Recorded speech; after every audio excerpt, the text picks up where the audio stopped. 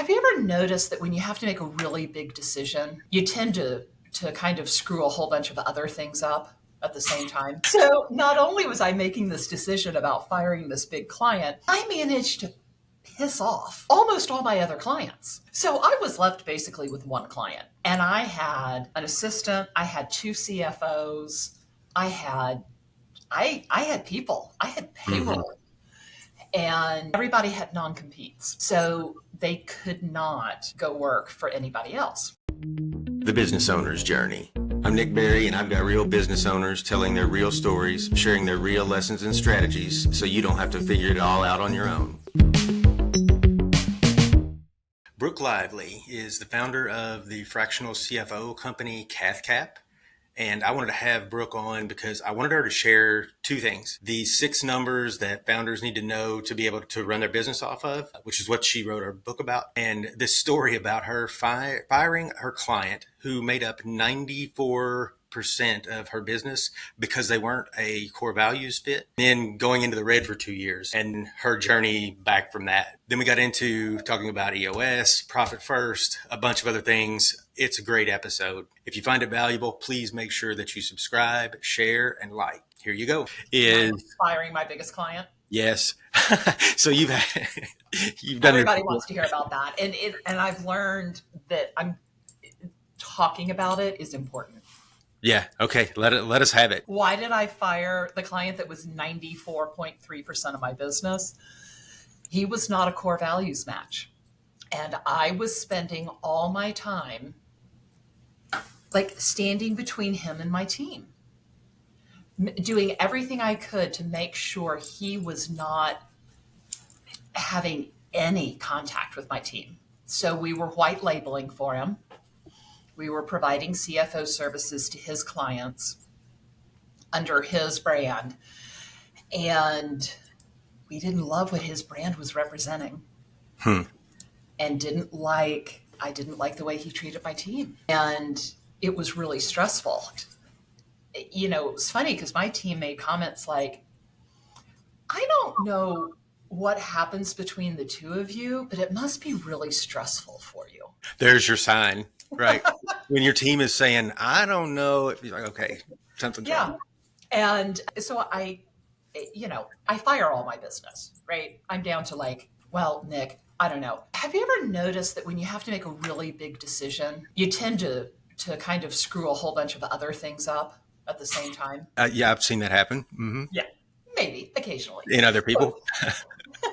So not only was I making this decision about firing this big client, I managed to piss off almost all my other clients. So I was left basically with one client, and I had an assistant, I had two CFOs, I had people, I had payroll, and everybody had non-competes. So they could not go work for anybody else.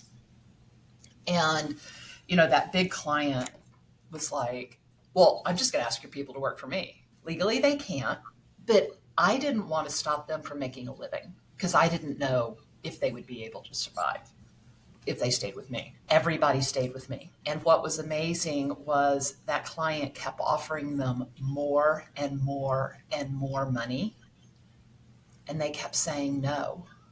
And he finally asked me at one point, he's like, why won't they come work for me? I said, it's not always about the money. Very often it's about the culture. It's probably a question you had to be careful with how you answered, even if you didn't want to be. Right. There was we did have a clause where we couldn't say anything not very nice about each other.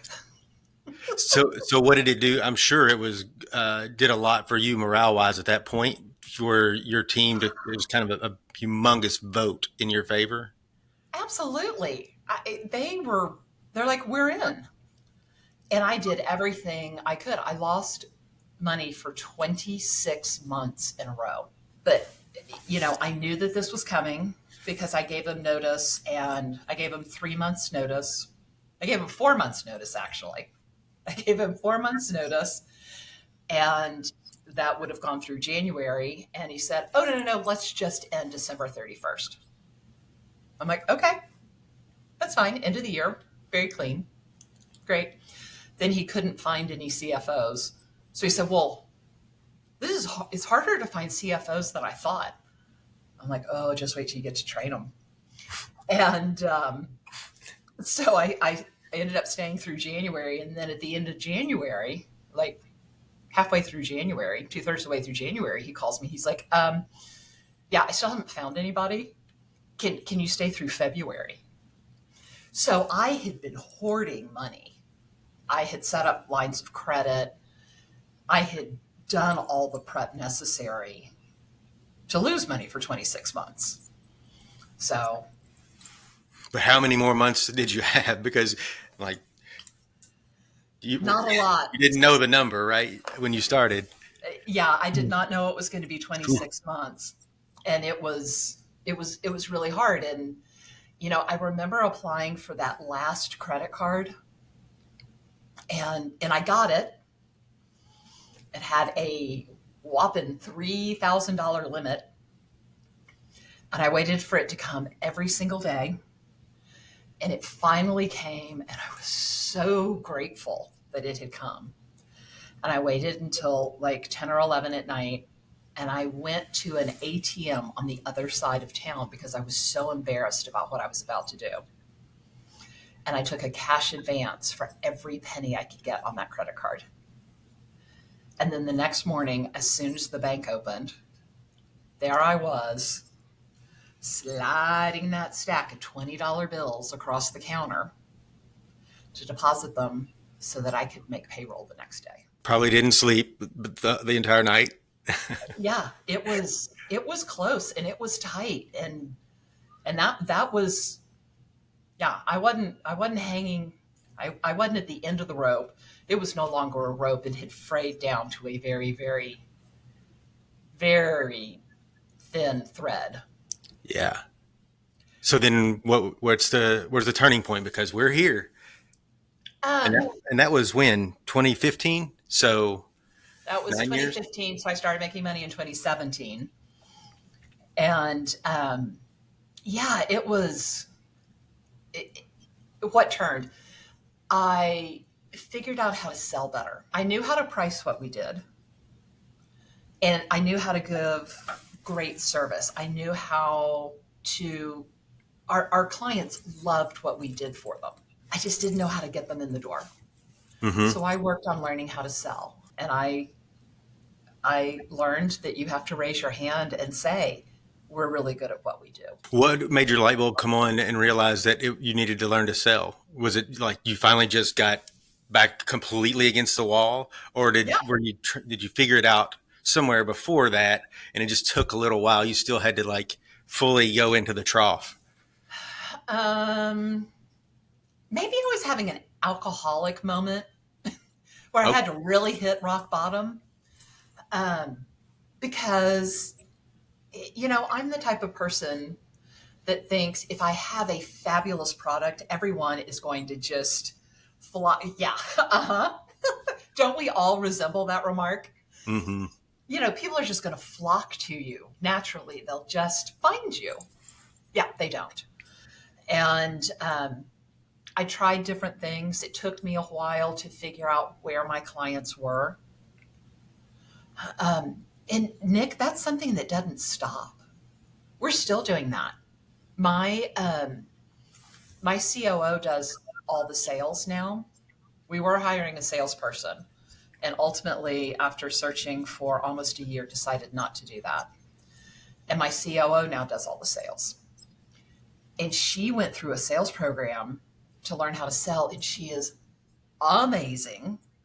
So wish that I had found this program 10 years ago, because I would have had a very different business.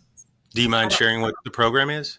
Yeah, it's called Forest Performance Group, and their website is fpg.com, Forest Performance Group, and they're just amazing at training you. And they say you've got leashes. There are leashes that are holding you back, and it's all about learning how to remove those leashes. And once you do that, you can sell. And like beliefs. All those beliefs that are holding you back. Because, where is the sale getting killed? The client's not killing it. We're killing it in this 1 square foot of real estate in between our ears. So I think with sales, it's always an evolution. We're always trying new marketing things. We're always refining who our client is. We're always refining where to find them. We're always trying new ways to find them. Mm-hmm. And at the same time, we're on the back end looking at our product.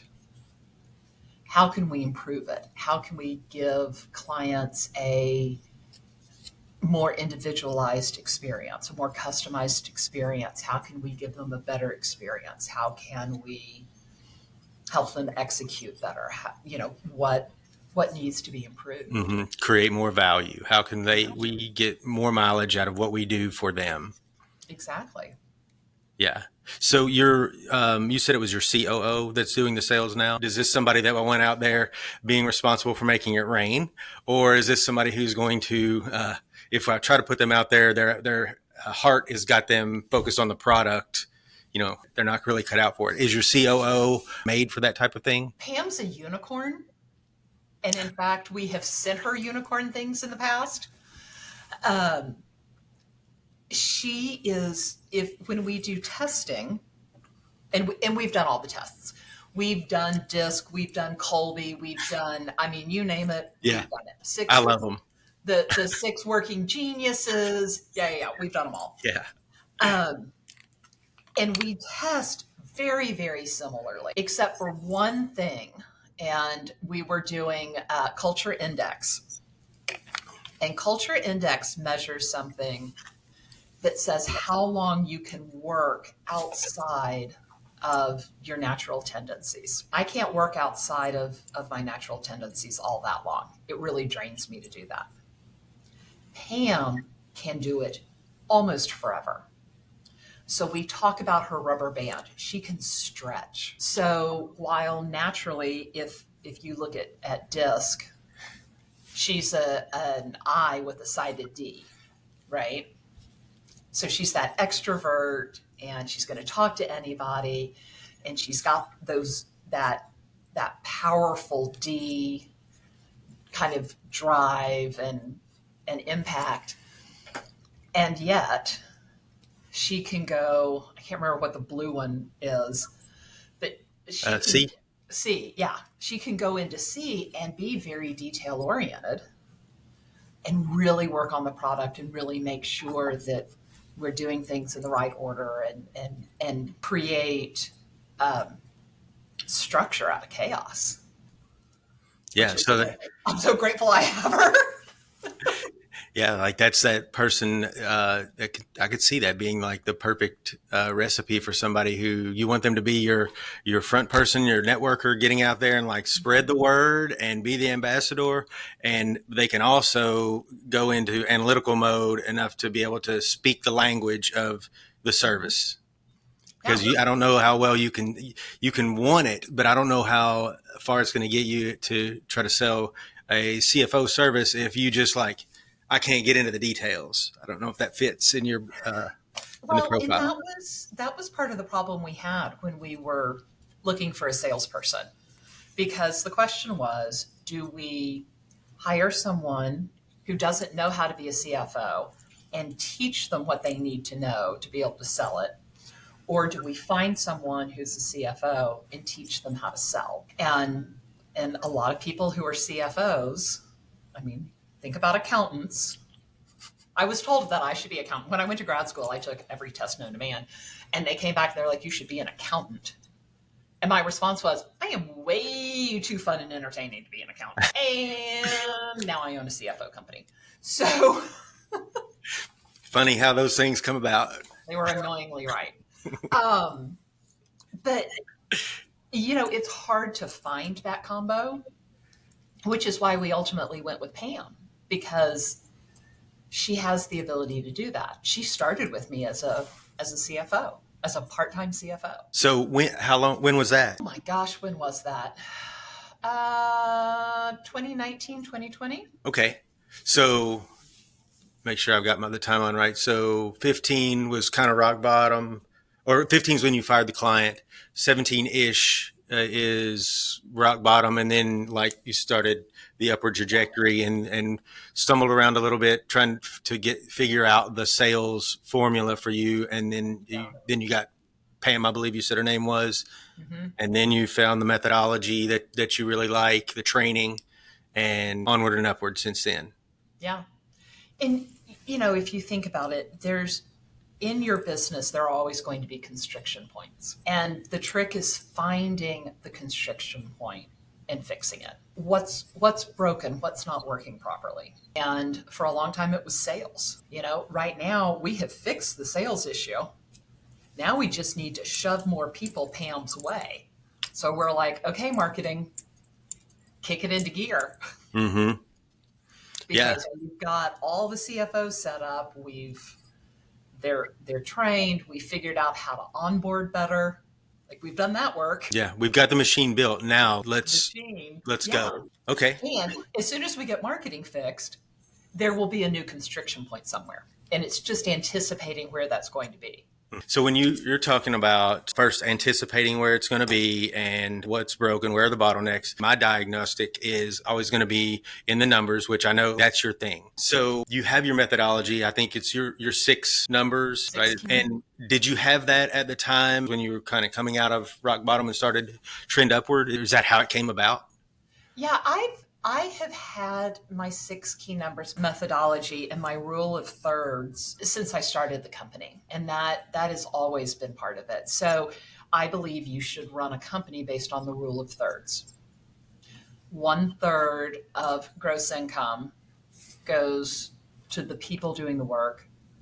1/3 goes to overhead. That includes marketing. And 1/3 goes to profit.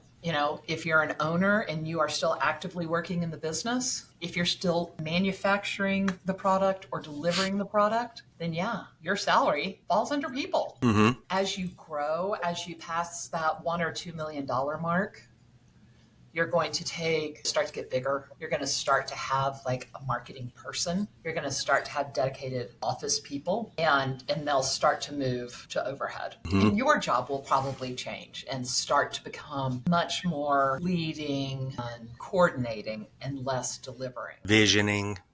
Yeah. Is what I hear you saying, talking about is, as the owner, you're wearing who knows how many hats, and you need to start to become more aware of it so you can begin to compartmentalize those and recognize which functions time is being spent on and kind of allocate the cost into the appropriate third. So bottom line, most businesses don't really run their business by the numbers. I definitely agree with that. Is this one of the big problems, that the owner is wearing so many hats and just like not really being able to compartmentalize? There are a couple of things. And so bear with me because this is not going to be a speedy answer. The first part of the answer is people almost always are paying too much for their people. Sometimes it's inflated salaries. Sometimes it's a lack of expectation of production. Sometimes it's a lack of enforcement of production expectations. Sometimes we work with a lot of service-based industries. So sometimes it's a pricing issue. We're paying someone $100,000, we're billing them out at $50 an hour. Do you know how many hours they're going to have to work to make that add up? And sometimes it's a collections issue. So we got to figure that out and see which one. And usually it's a little bit of everything, and you kind of, a little adjustment here and a little adjustment there. So yes, very often I see people overspending. Your question about the owner. Owners think their time is free, and it's not. Your time, I'm going to use a lawyer as an example.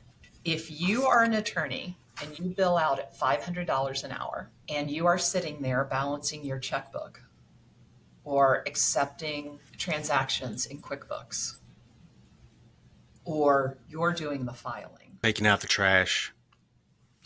the trash, going to pick up the mail, making all the copies, like whatever it is that you're doing, you are spending $500 an hour to get that done. Gino Wickman's latest book is called Shine, and he has 10 things that you should start doing and stop doing. And one of the stop doing things is don't do $25 an hour work. He has always been big on delegate and elevate. Figure out what those things are that you're not good at, and as horrible as it sounds, are below your pay grade. Give that to somebody else who can do it faster, cheaper, and better, because it opens you up to do higher value work that brings more value to the company. If I could give you, every client is worth, I'm going to make it up, $50,000. And it takes you 10 hours of prospecting to get a $50,000 client. And I tell you that if you quit doing your books, which is taking you 10 hours a week, that you could take those 10 hours and get, $200,000 worth of clients a month. How much would you pay a bookkeeper? You're going to pay a bookkeeper $200,000 a month? Yeah. No way are you going to pay a bookkeeper $200,000 a month. There's going to be a lot of profit there for you. So you have to look at the opportunity cost of you doing the work. Right. I just don't think that people tend to look at it like they have an opportunity to buy their own time. They look at it like it's money out of pocket when as an expense, but really you have an opportunity to buy your own time if you're the one stuck doing those things. Yeah, and have you read the book Who Not How? I don't think so. Okay. It's a great book. And one of the things it says is you don't have to do everything. You have to know who can get it done. And I know so many owners, founders, and entrepreneurs that are like, I don't want to spend exactly what you said, the out-of-pocket money to figure out or to hire someone to talk to someone yesterday that needs to get their SEO done. I can figure that out myself. How many hours does it take for you to do the research, to keep up with it? You had somebody on your show recently that was an SEO expert, and he talked about how much time he spent trying to keep up with the Google releases and what was new and what was going on. And if you do that, that is an entire job. Yeah. What is the opportunity cost to you and your company of you delving into a world where really you don't get it? That's not your right. You're probably not going to do it great. You're not going to do it very well. and you're going to spend a whole lot more time on it. Yeah. Than an SEO company that does it all day, every day. Yep. It's funny you mentioned that. That was Matt Diggity. And I've seen a video that he did about calculating your effective hourly rate. And he was having this discussion exactly, and used the example of if you're trying to raise your effective hourly rate, you need to look at tasks in terms of dollars and time spent. And if you want your hourly rate to be $100 an hour, then anything below that, you need to outsource. So if you can get your lawn mowed for $25 an hour, it doesn't matter that you could do it. You need to buy that time. And it really can be distilled down pretty close to that simple. Yeah. But then we're humans and we've got these things that we just want to do. And I'm very guilty of it. I'm a DIYer. I was taught to be that independent, and I've had to do all the beliefs work to be able to delegate things effectively. So I understand it's not as simple as a choice. But Nick, sometimes those things bring you joy and you should do them. So Agreed. Mowing the lawn is a great example. That is how Pam gets into her Zen state.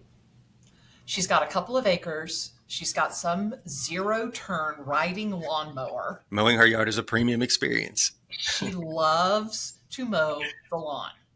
Nobody else mows the lawn. She mows the lawn. And that brings her happiness. She shouldn't pay someone to do that, because then she loses that joy. Agreed. But if it's not joyful for you. Right. And you just need to be aware. So if she chooses to do it, she's intentional about it. Right. Right. That's the thing. You can make that decision. You just want to do it being fully aware and intentional. Absolutely. Do you mind going through the 6 numbers? Yeah, sure. I'm happy to go through that. So 6 numbers fall into categories. And you can, to some extent, if a number isn't perfect for you, you could use a slightly different one. But these are pretty universal numbers. So the first category is cash. We all know that cash is king. So the key number is your cash flow forecast. How much cash are you going to have at the end of every week?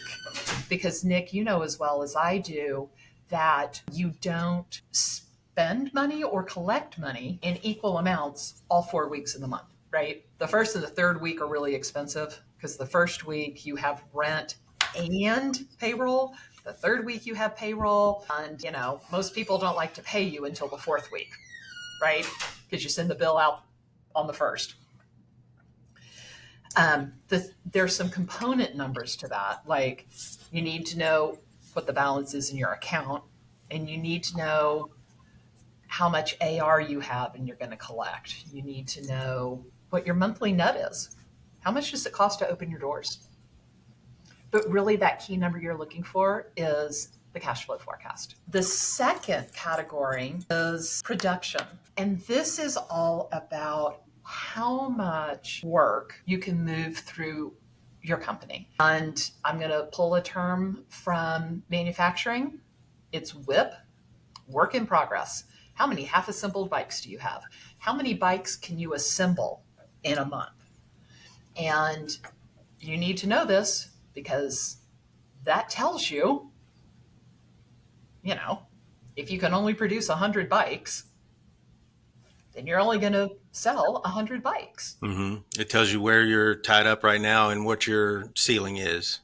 Exactly. And it's absolutely the same with service-based businesses. So if you are a marketing company that bills by the hour, there is nothing better than looking at your WIP week over week. And there's a point. Do you know why Black Friday is called Black Friday? I don't. Black Friday is traditionally about the time of the year where retail stores become profitable. It takes them 11 months to basically cover all of their overhead and their inventory costs.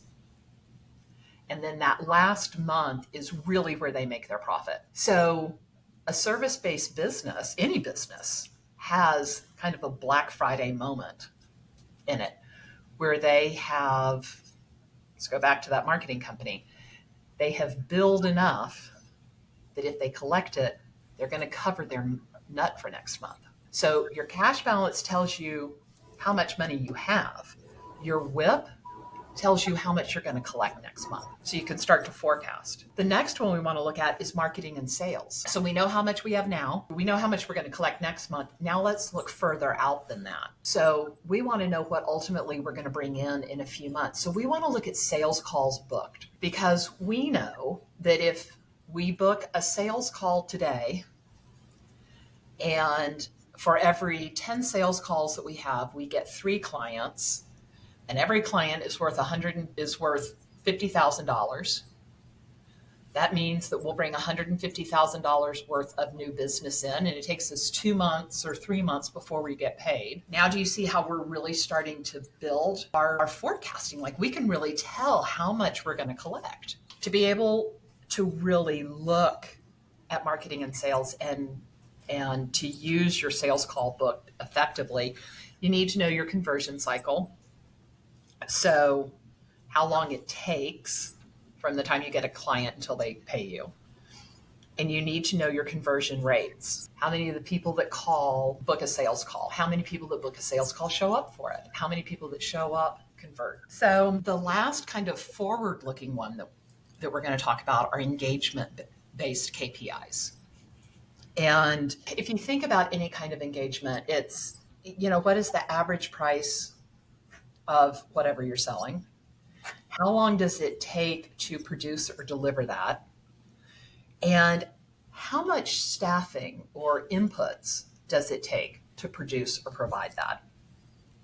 And what we really want to look at is net new engagements, because this is going to tell us where we are on capacity. Are we over capacity or under capacity? Should we be ramping up marketing or slowing it down We need to hire. Yeah. Do we need to hire more people? Or do we need to start laying them off because we're only running at 50%? We're only using 50% of our capacity. So there are two more, and these are a little different. Um, the first one is the budget versus actual. And this is the one, it's a standard report that comes out of QuickBooks or any accounting system. And what it does is it puts what you actually did this month next to what you planned to do this month. And you just look at it and compare. Was I over? Was I under? Was I over for a good reason? Was I over for a bad reason? Office supplies were up because we bought a ton of binders. Is that good or bad? Well, if it means we got a lot of new clients because every new client gets a binder and it costs us $150 to set up every new client, then that's good. If it was high because, true story, your office manager is stockpiling paper clips and staples, apparently an entire closet full, so good. Had that happen too. But it's just that question, and it gives you the chance to readjust and say, okay, if we're not getting in what we thought we were getting in, if we're not getting as many new clients, if the average value isn't as high, if we're not collecting 93% of our AR, it gives you the ability to look at it, make adjustments to fix some things, but it also gives you the ability to react and say, okay, yeah, we're running at 50% capacity. We can't seem to get the new clients, and we need to lay somebody off now before we run for 26 months losing money. That's giving you what you need to be able to delegate some responsibility for purchases too, right? Yeah. Yeah, like that should give you a sense of control to be able to hand over some things that I think business owners typically are reluctant to hand over. And it's hold on to because of what we just talked about, right? Because they're going to fill the closet up with staples and paper clips. I mean, what was she going to do with like practically cases of paper clips? I have no idea.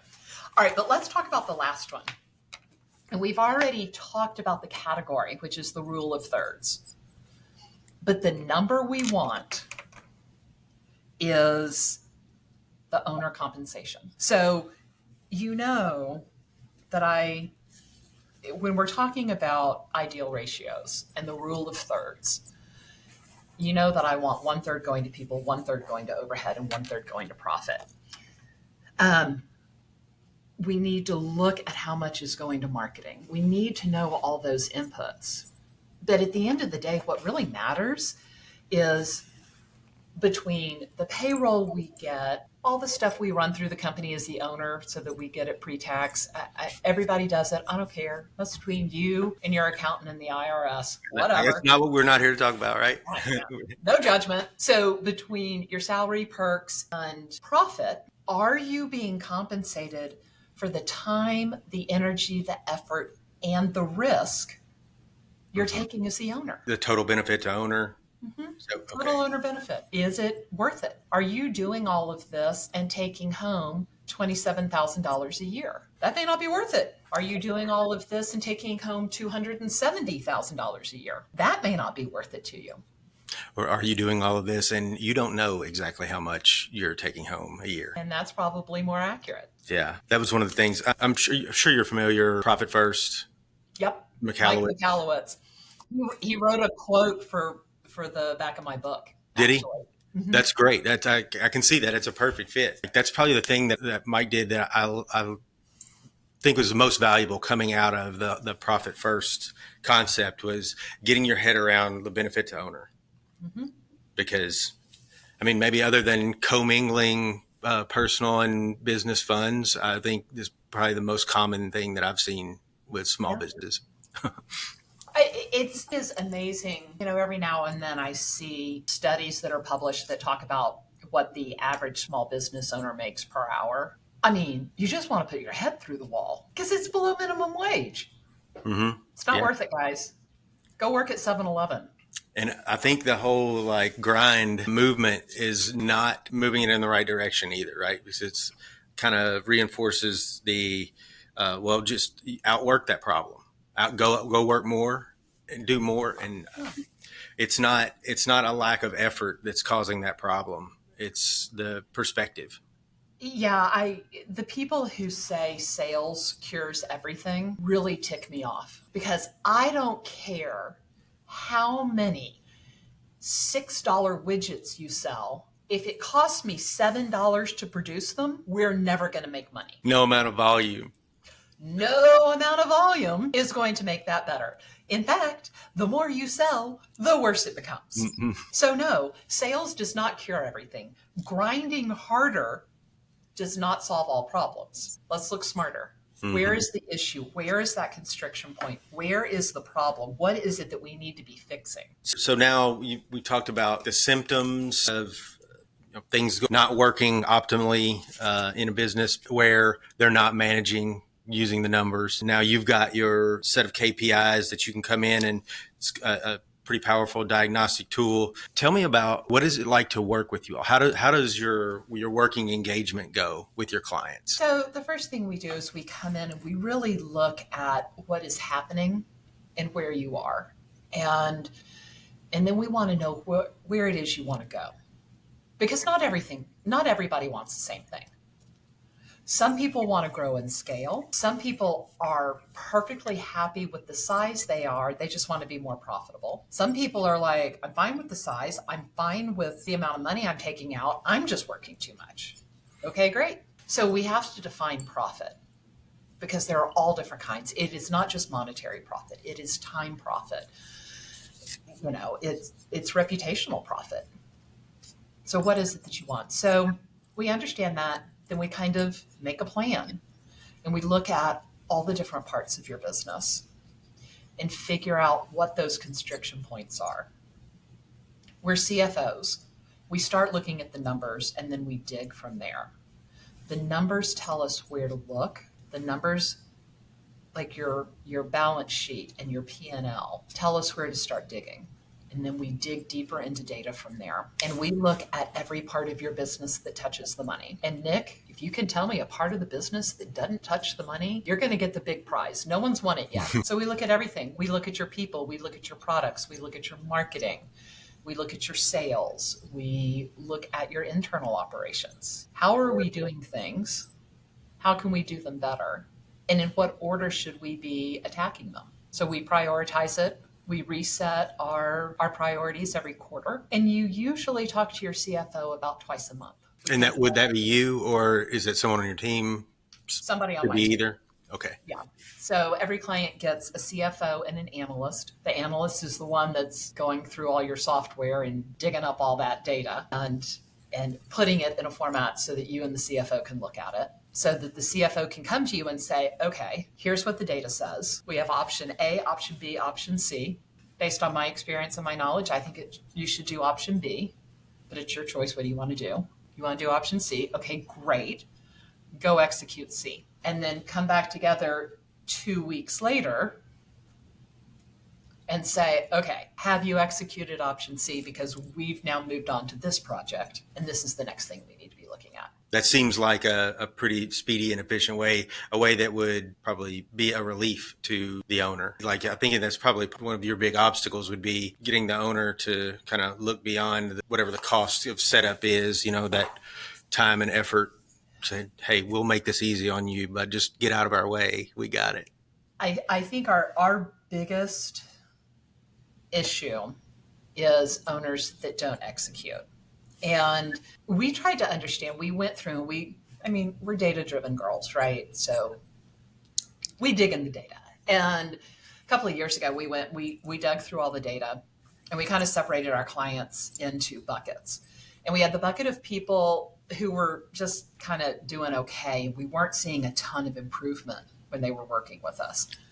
We saw the people that were making, good, steady progress. And then there was this category, this group of people that had like hockey stick improvement, like just up and to the right. And we're like, okay, what are we doing with that third category that we're not doing with the other two? And so we started digging, and it turns out that it wasn't what we were doing.